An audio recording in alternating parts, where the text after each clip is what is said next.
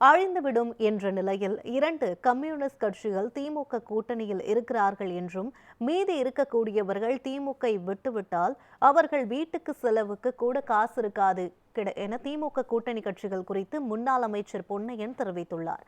சென்னை வியாசர்பாடியில் உள்ள ஆதிபராசக்தி கோயிலில் சுவாமி தரிசனம் செய்த பின் செய்தியாளர்களை சந்தித்த அவர் இவ்வாறு கூறினார்.